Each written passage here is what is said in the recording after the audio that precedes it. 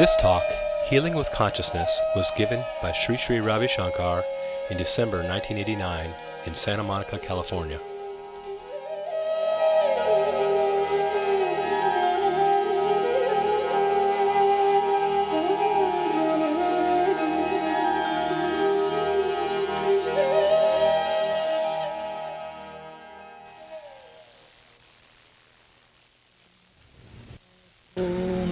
प्रणवार्थाय शुद्धज्ञानैकमूर्तये निर्मलाय प्रशान्ताय दक्षिणामूर्तये.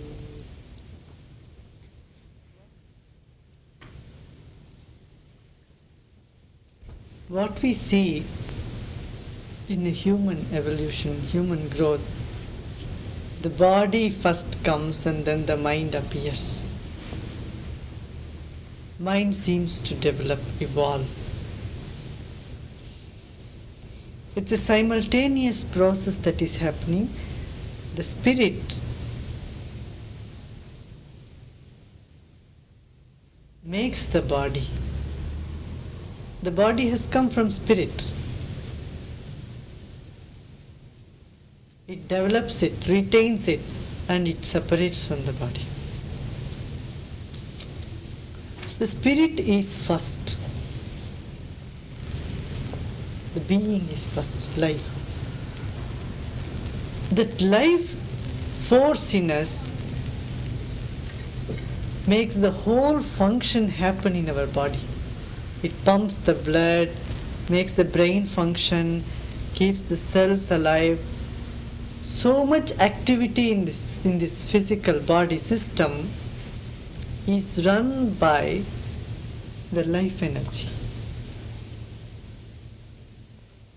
Life energy has enormous potentiality, infinite potentiality to control and effect the changes in the body. Consciousness has got enormous potentiality to effect changes in the body. It is the consciousness, the mind, which feels the sensation, pleasure or pain. Now it is the mind that looks through the eyes and perceives the object in the world. It's the mind, the spirit, that hears through the ears and perceives the sound. It's the mind which smells through the nose. The rapport between you and the world is your mind, is your spirit, isn't it? In sleep, the mind is not with the world, it is with itself. It recoups. Again, in activity, the same mind goes out, projects, and experiences pleasure or pain in the world. In sleep, you have no pleasure and no pain. You don't experience either of them. The mind retracts back, the consciousness gets back into its shell. The process of creation happens with the alternation of getting back to the self and activity. You see, rest and activity, this pulse between rest and activity, function and a gap is called life. The totality of this, both together, is called life. Isn't it? Life is not just activity, life is not just rest. It is an alternation between these two.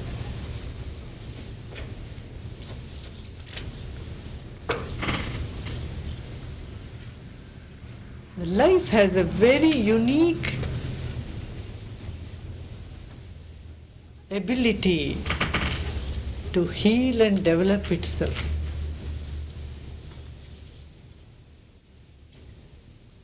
It is amazing the potentiality that the consciousness has. That consciousness which has so much power to keep the orderliness in creation. That consciousness which knows where up to how much height I should go as a stem here and then become a flower there. That intelligence which has this ability to be green there and to be red, yellow there. Do you see that? One seed sprouts and the seed has the whole structure of how it develops. Which should be hard, which is soft, and what should be the inside. This entire structure of this flower, this stem, is present in one seed. In the same way, every DNA, every cell of our body contains the whole program of our being. Now, effecting the change at the level of the seed can affect the change in the whole stem, the whole flower, the entirety of the plant. So affecting the change at the level of our being, the very core of our consciousness. That means what? We have to get back to the source, the sap. We have to get back to the seed. That is our consciousness. Mind. And from there it has infinite potentiality to control the body, its resistance, its power, everything from there. Tell you an instance that happened last year. There was a doctor, medical doctor, MD in Germany. She had the most fast spreading cancer, type of cancer. She had a tumor in the brain and the cancer spread all over her body, to all the parts of the body, even including liver and brain. And doctor said she will not live for more than 3 months. Maximum at most she could live only for 3 months. And then so she heard that I was in Heidelberg and she came. She was brought there by her husband. Anyway, she had prepared everything. She had made her will, and she's a young doctor, about 40 years old. Surgeon. She herself is an MD. She was brought in structure. She was carried to the course where I was giving a 2-day seminar. I said she can lie down and she can just be there. She was there and she felt better, and then there was another 4-day program in 1 month course. Within 1 month in Italy, she traveled all the way from there to Italy. And she came to India also. There was a 10-day program. When she returned back, it's 3 years now. To this December, it's already 3 years since she did the basic course. She was diagnosed as she would live only for 3 months. And the doctors found that she had no cancer. All her cells, her body was intact. She lost some weight. Other than that, she's very healthy and very happy. Came to Paris to see me in October now. It's last October when I was there. She drew from Germany. And then I asked her, what you think scientifically could have helped you get over your own cancer?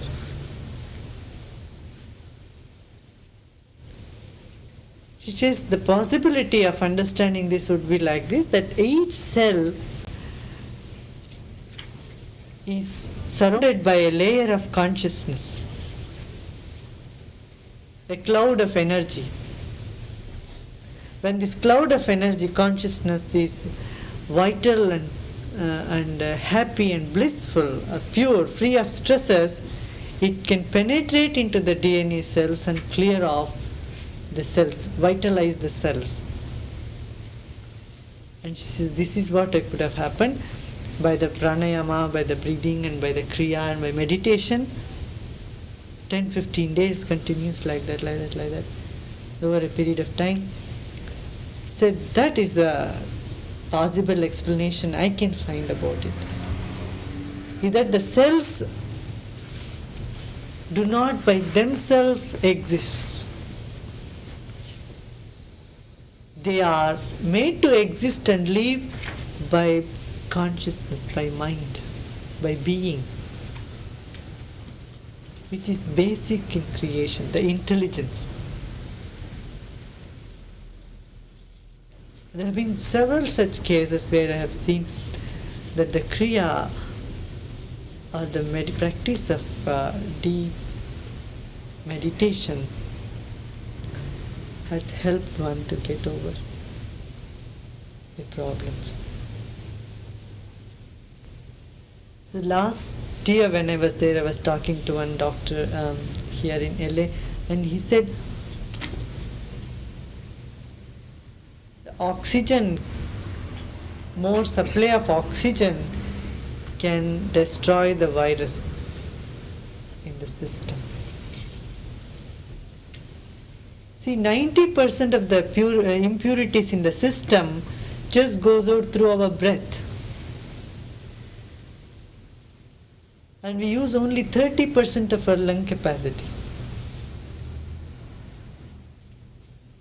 So doing meditation, breathing with the grace of divine being, with the grace of the divine energy, the mind energy, can eliminate the cause of disease, the root of disease.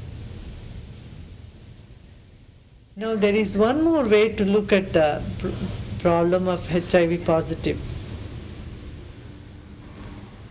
See, the only thing with HIV positive people is life may be short, isn't it?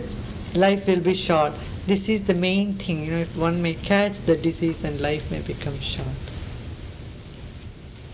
So the fear about it can disturb the whole system rather than strengthen the system. So get over the fear is a very important process. I tell you, if you observe the situation in the third world countries, some of the places where people live in such a condition where they are not sure when they are going to die. Maybe a flood may come and next week, the whole, their whole family establishment, everything could be rooted out. One thing is definite in life, everybody is going to die. Is there anyone who doesn't die? I was talking to a group of people in Montreal. I said, what do we say with people who have it? I said, you don't need to sympathize with them. They don't need sympathy. People think people have AIDS, then we must sympathize with them and feel sorry for them. I said, don't have to feel sorry. Everybody is going to die. At the best you can tell them, okay, you reserve a seat for me, I am coming a little later. Anyway, you are also going to die, I am also going to die. Everybody is going to die. The doctor also dies, the patient also dies. King also dies, the servant also dies, master also, everybody is going to die. This is a place where everybody dies. Death is something which is sure, certain for everybody. How you die is very important. If you die with a smile in your face, or you keep grumbling, feel sad, even that period of time you die. No one knows when one is going to die. It could be in an accident, could be in an earthquake, could be in something. Isn't it? It's not that only sick people die, healthy people also die. Sickness is nothing to do with the death.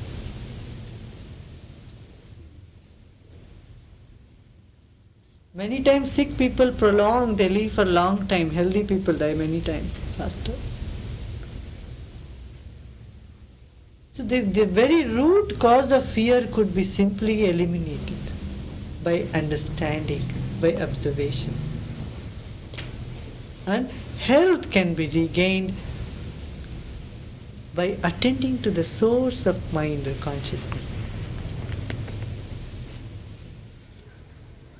Because the pure consciousness is pure love. It's full of love.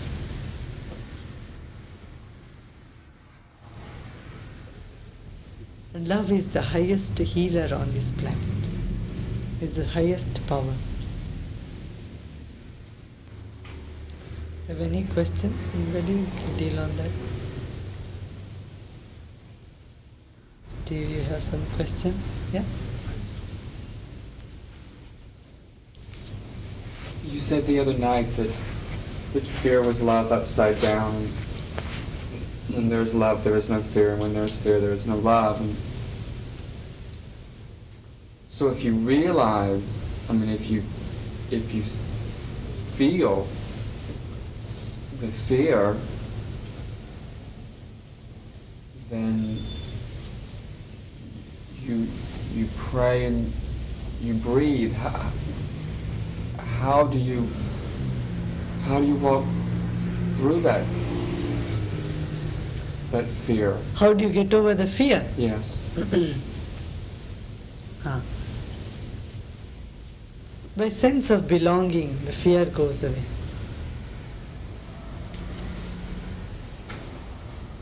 Sense of belonging. You belong to somebody, you belong to God, you belong to the Master, you belong to this world, or belong to, some power. That sense of belonging, fear goes away. Now, if that is not, first is to observation. You observe fear. When fear comes, what happens? Some sensation arises in the chest and this part of the body. Observation. Go deep into the observation of sensation. See, every emotion in the mind creates a corresponding sensation in the body. When you observe the sensation, then the emotion gets transformed as sensation in the body and disappears. See that? So this is called Kayanupaschana. It's a meditation technique. You observe the sensation and the sensation gets released, so the mind becomes free. If this is difficult, it's not possible to all do all by yourself. Then you have the feeling of belonging. There is God I belong to. There is my teacher, my master, to whom I belong to. God is taking care of me. My master is taking care of me. Divine is taking care of me. So sense of belonging, more easy, more simple.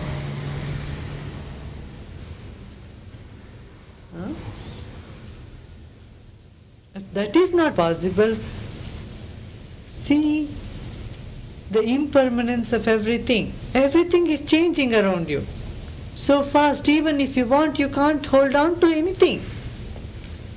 Things come and things go. People come and people go. Their moods change, emotions change, their way of behaving with you change. Everything changes. Seeing the impermanence of all the things, everything around you. The whole world is changing. Then also you gain strength. Then also fear disappears. Fear is clinging on, holding on, not letting go. And there is nothing that you can hold on in this life. Is there anything that you can hold on to? One day you have to bid goodbye to everything. Absolutely everything, including your own body, you have to say goodbye. This awareness also brings enormous strength from within you. And you'll be able to laugh. See, we have all come into this world crying. The day you came into this world, the moment you came, you started crying. If you had not cried, you would have be made to cry.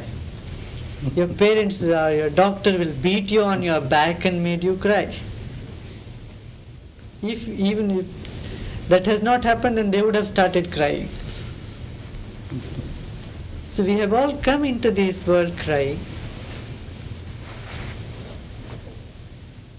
Being more aware in life and laughing every moment we pass through this. That is growth. That is blossoming in our personality. You see? Blossoming. You know, there are people who are very, very old. The irony is they also don't believe that they may die any time. Do you see that? Isn't it? Or they may simply tell you, but they have no wish. Okay, are you prepared to die today? No.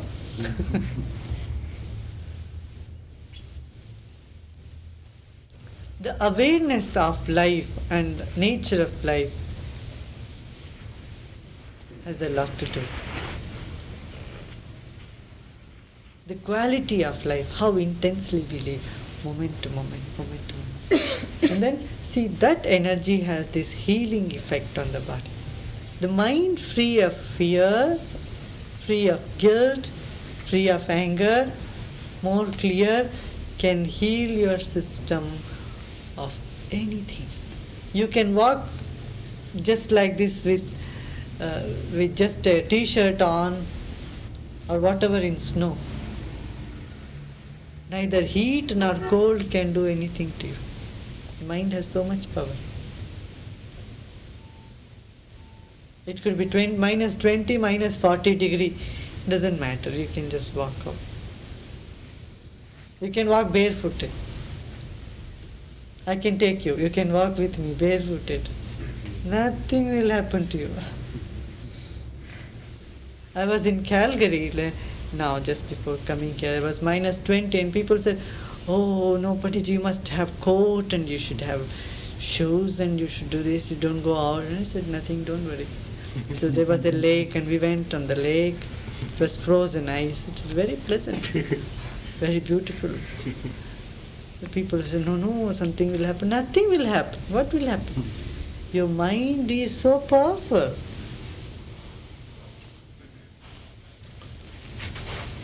Mind, your consciousness is very powerful. No doubt, body has its limitations. Don't try to walk on fire tomorrow, so nothing is going to happen. But this is very much possible. There is a huge power in our consciousness, in our mind. So this technique, one of the technique that I advocate and teach everywhere is the Sudarshan Kriya. Sudarshan means the right vision of who I am. So in 1 hour's time, in the very first Kriya, you see how the energy, mind and oxygen, everything penetrates deep into every cell of your body and it cleanses you very deep. Every cell of your body is cleaned, energized, more oxidized. See, the pituitary glands in you and the hypothalamus gland, which is the seat of your consciousness, mind. Pituitary gland is that which is here. It's called in Sanskrit the Agya Chakra. The center for ordering, for center of which carries out the order throughout the body. Thousands of years ago, people had written about this. No one think about pituitary glands, but they said here is a center, just a little focus there, can affect the whole nervous system in a very positive way. And the hypothalamus gland, even today scientists, they don't know what is the real function of this hypothalamus, how it functions. But it is connected with pituitary gland and all the glands, ductless glands in the body, which controls the entire behavioral pattern of the body.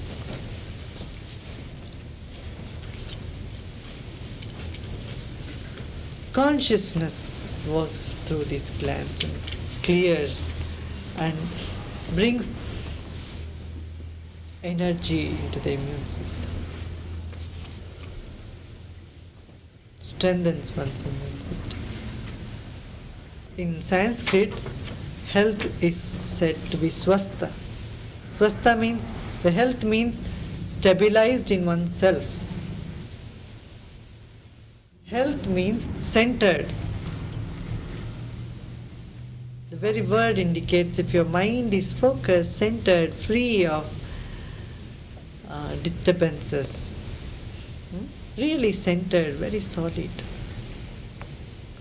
That is health. It creates health in the system, creates the body.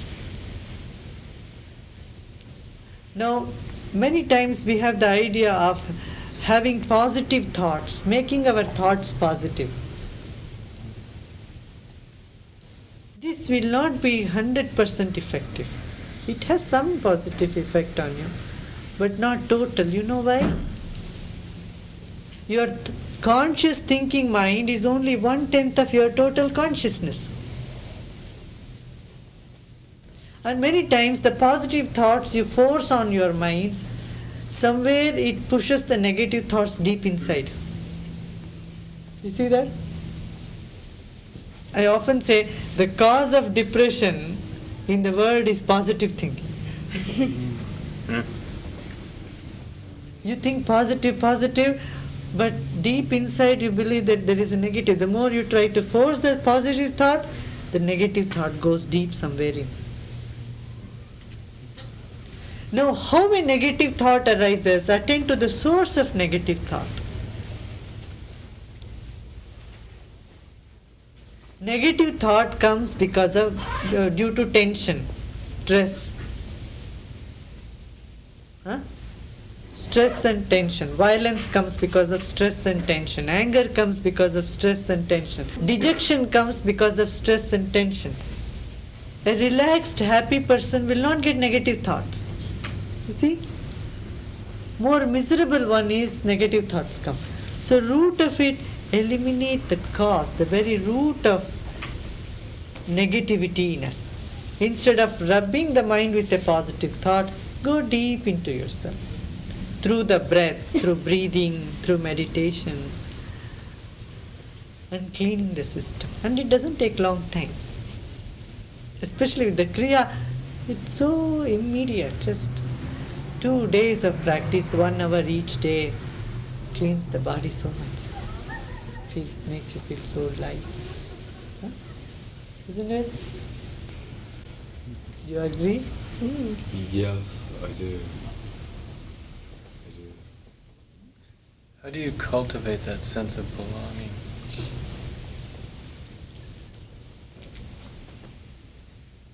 You can't cultivate the sense of belonging. You drop the stresses and fear. It comes in. You already belong to this entire existence. You are not separate. You breathe, you have no my air. Do you have any area say this is my air? Huh? What is very close to you is air. Can you possess your air? So this is my air. No, the air which goes in you goes out and goes to that person, that person, that person, that person. It travels all over the world, isn't it? The same air, same breath.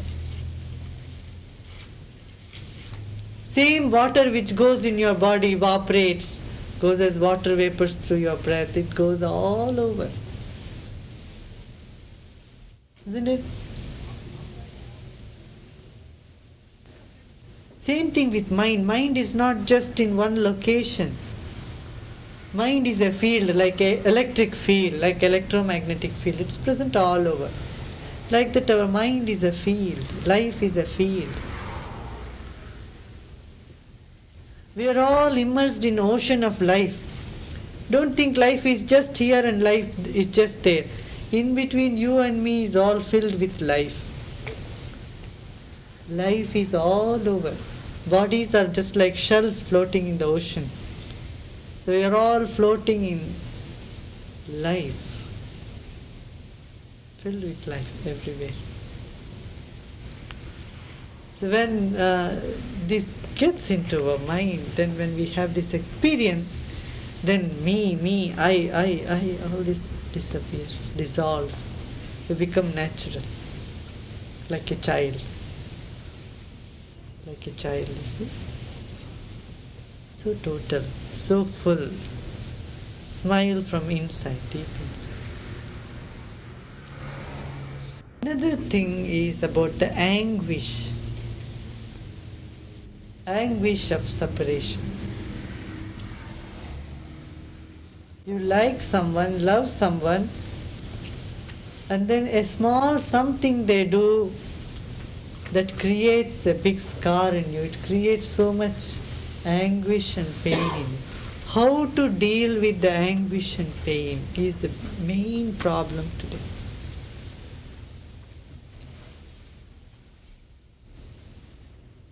Two days ago, somebody came and spoke to me, said, I'm just separated from my friend, from my fiancé. And there is so much anguish I cannot bear. Neither you could live with the person or you could live away from the person. This is anguish. Creates a scar, an emptiness, complete disasteredness. The mind feels as though it is unbearable. This is the fire, that molds and turns you and makes you really come out of it. Here, a little knowledge, a little wisdom can pull you out of this situation very nicely, easily. When this anguish is there, no advice of anybody works. Nothing works. You want to sit and meditate, even meditation doesn't happen. Isn't it? Do you all have this experience? Huh? What to do now? You need a place or a group, a situation where there is love and support. Or you need the presence or a connection or communication with someone who is so centered, so full of love and source. Like that, that anguish could be removed. Few seconds. It doesn't take long. Someone who could just take off your weight from you. That is why Jesus said, I am the way. In Jesus' time, there was so much anguish in people. Because of the slavery, because of the problems in the Middle East, there in Jerusalem. No other practice could help them. Jesus simply said, I am the way, come to me. With his love, he could just pull them out. He could give a push. That is what Buddha also said. Buddha said, Buddham Sharanam Gacchami. He said, first thing is come to me. I don't do anything, just in my presence or just a connection, a communication with me. you can drop this anguish in you. You don't give anything good to Jesus or Buddha or any enlightened masters. Masters don't need any favor from you. He just could take all that anguish and garbage which you cannot lift by yourself, free you from that. All enlightened masters on this planet are garbage collectors. They do nothing other than collecting the garbage. There is nothing in this world which you can take away with you, only except for garbage. And they know that they want nothing, can remove the garbages. So our mind with the sense of belonging, surrender or worship can drop all this that is unnecessary, heavy, that loads. A feeling of mother at home. This is another option. First option is just observe the sensation. Bear your own cross. If you couldn't do that, then do some practices. If you can't do that, then belong to somebody. Go to some master, somebody who is so centered, and drop this whole lot of garbage.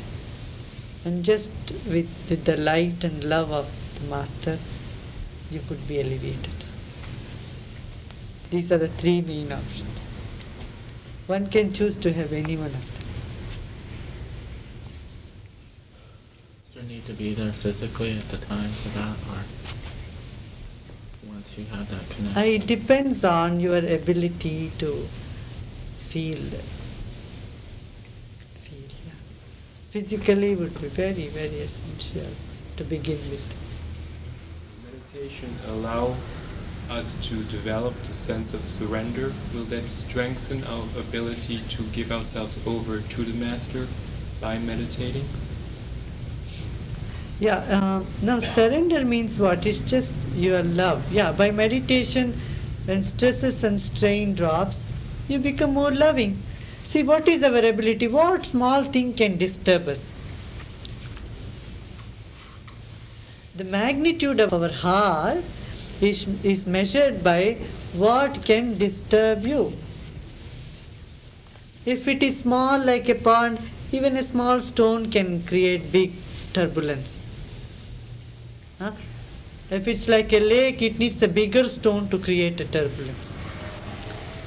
If it's so vast, wide like an ocean, nothing can disturb that. Even mountains can fall into the ocean, but the ocean remains as it is. Not an inch of water will rise. Yeah, love is beyond definition. You can say that it is your natural self. When you are free of tension, when you feel at home, there is no way you can be made to know what love is other than yourself. Love is not just an emotion. It is your existence. It's what you are made up of. But to know this, you have to drop all the tensions and feel really free. I've used the technique of watching sensations in the body, and I've had like a headache or a kink in the neck, maybe even a cold. But those are all they're like symptoms, as sensations or symptoms. When you get something like an HIV virus, which remains dormant and sort of hidden, there are no symptoms for a long time. Is there any way that situation could be watched? Does it exist in a different form, in a different sphere? Yeah. No, as you start watching, and having more attention on the consciousness and the mind as pure consciousness. It is sure to increase your, resistance potentiality and destroy those cells. You need to do a little longer practice, for a little longer period, regular practice. And with full faith and, love and devotion. It is definitely possible. Watch out for this thought that in the mind says, oh, HIV positive. It is just a term that you heard from your doctor looking into some analysis. Do you see that? And the more you start believing it will be there, it is like that, and confirm it in your system, rather than having attention on this beautiful knowledge of who you are, about the nature of consciousness and the power of consciousness over the body, focusing attention on the health rather than on illness. It's not giving the virus life. I told you about the cancer, the lady who had a cancer, the medical doctor. Doctors could not believe this thing could happen to. Brains were infected and brain tumor and infected all over the body. Kidney, liver, all vital organs. She is very fine now. The way life has formed is very secret. Nobody knows. Creation takes place in darkness and it dissolves into darkness. And the whole maintenance of creation is also in darkness. That also nobody knows. How these particular cells in eyes only can observe light. Why not the cells in the head? Why not the cells in the ears? Nobody knows. Particular cells in the ears can only observe the sound. This creation is full of secrets. And it has great secret. It's infinite secret. Science gives you a false idea that it knows. See that? I'm not against science. I'm not at all against science. But people who have half scientific knowledge, if you ask a fully qualified doctor, he also says, we don't know how things function in the body, how things happen. A top doctor would say, we don't know how my mind works, we don't know how the body has this healing power in it. But we are all educated in half science and half knowledge. So we believe more in the medication, we believe more in these different systems. We believe more in the existence of disease. And we believe in the more reality of the body than of the mind. So we must always have in our mind that the creation is full of secrets. Any day, it can bring up any secret. 15, 20 years ago, nobody had heard about HIV positive, isn't it? AIDS or HIV positive, nobody knew about it 20 years ago. It's one unfoldment in creation after another. So one can be amazed at this whole phenomenon and know that is from this level of consciousness, from the level of mind, from where this whole function is happening. The presence of consciousness and its sacredness and secrecy, knowing that, brings joy in life. In India it's called Sat Chit Anand, three things. Truth, consciousness and bliss. This is one's nature. You are here, that is true, isn't it? Are you here? This is true. Are you conscious? Can you hear? Can you walk? These two qualities you know, you have. Another is bliss. You are bliss. If you know these two things, if you are well founded in these two things, in the depth of yourself, you are joy. You mentioned the effect of positive thinking on diseases such as AIDS or cancer or something. What about the practices of visualizing, say for example, light in the body, or visualizing the disease being destroyed? How do you feel about that kind of process? No, this process will not be of any deep significance. They are like icing the cake. You can ice the cake sometime, but there should be cake, substance to ice. If you don't have a cake, just go. Icing will not help. No? All visualization, everything you do with the mind, but that has to go deep inside and cleanse the whole system. If you're doing, That's why meditation, Kriya, this just bring it down.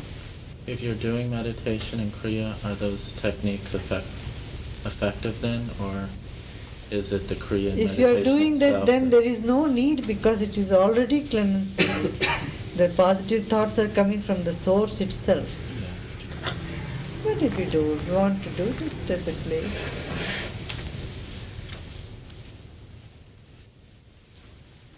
As we begin to learn to love and to heal each other, or heal ourselves, does there come a point of responsibility